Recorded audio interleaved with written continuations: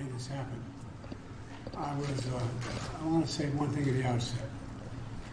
I never thought that, having been in the Senate for so many years, as well as Vice President for 12 years, for 8 years, and President for 4 years, that I we worry about people wanting to erase history, to literally erase history, what we can't read, what we can't write.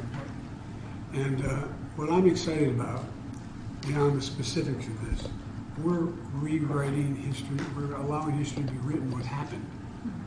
So our children, our grandchildren, everybody understands what happened and what can still happen. As a matter of fact, something happened here similar recently. And so, I want to thank, and especially thanks to Senator Duckworth and Senator Durbin and Representative Badinsky, like Biden-Dinsky. Nikki.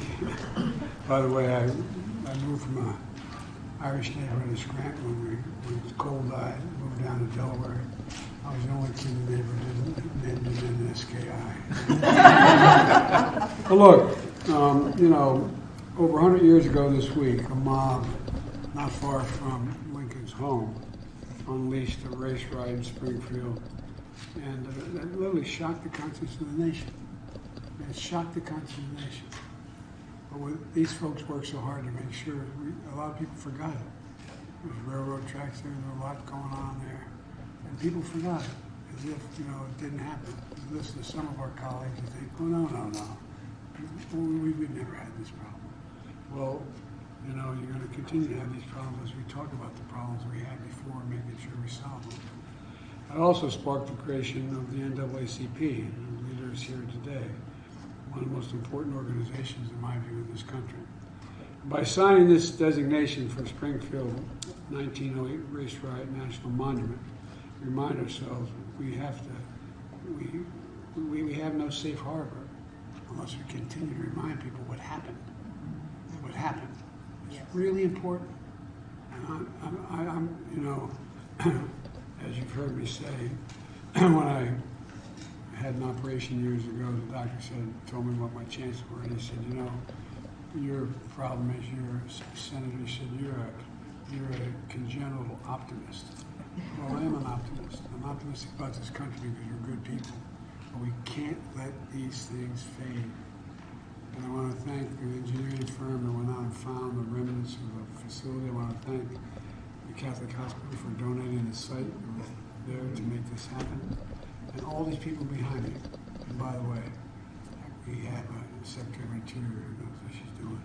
She cares a lot about all these things. So I know this may not seem significant to most Americans, but it's important. It's important.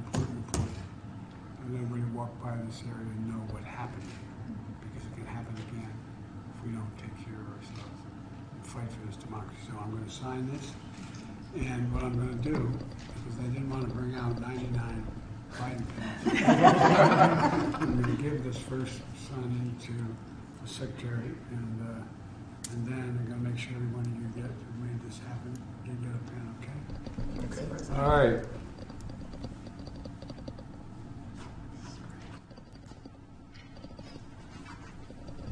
There you go.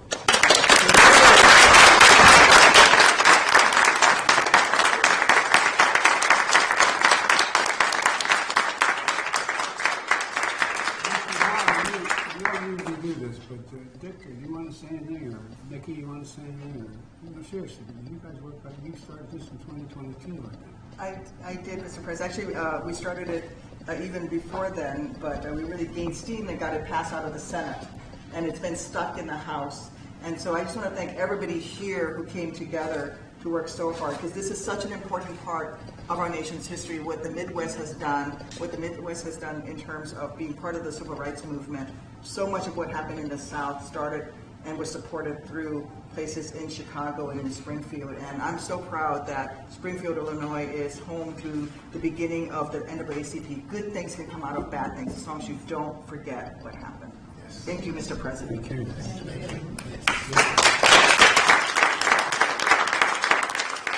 was not the only race riot in America by any means. my hometown of East St. Louis, Illinois had one as well. The difference here was it was the home of Abraham Lincoln. At that moment in history, people reflected on the fact that they were stunned and outraged to think this happened to Mr. Lincoln's hometown. And I think that's what inspired the NAACP, Mr. President. That's why that has national significance. But it was the connection with Lincoln that really drove home the point that racism has to end in America, and we're still fighting that battle.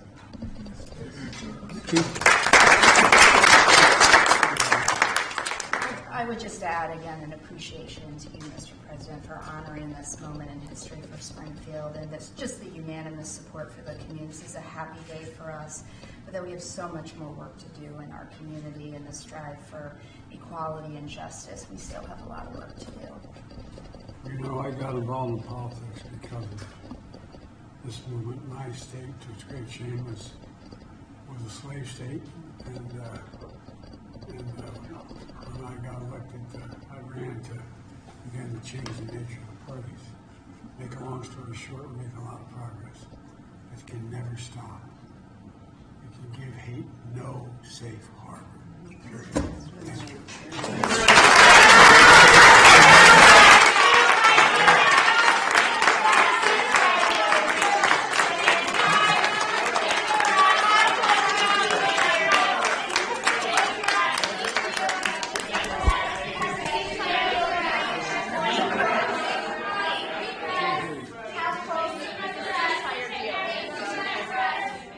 Say one thing about one of the reasons why I was late for you all was I was dealing with the ceasefire effort in the Middle East, and we are closer than we've ever been. I don't want to jinx anything, but as my grandfather said, with the grace of God, good little neighbors, a lot of luck.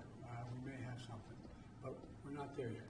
It's much, much closer than it was 3 days ago. So keep your fingers crossed. Thank you.